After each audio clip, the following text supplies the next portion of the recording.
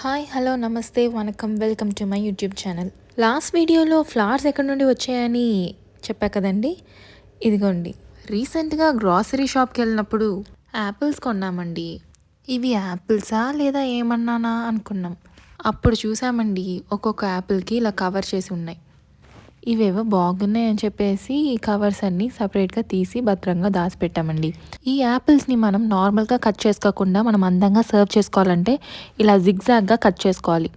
First ఒక slanting line, తర్వాత opposite సైడ్లో ఇంకో స్లాంటింగ్ లైన్గా ఇలా జిగ్జాగ్గా కట్ చేసుకుంటే ఇప్పుడు మనం ఓపెన్ చేస్తే చూసారా ఎంత అందంగా ఉన్నాయో. చూడడానికే చాలా బాగున్నాయి కదండి.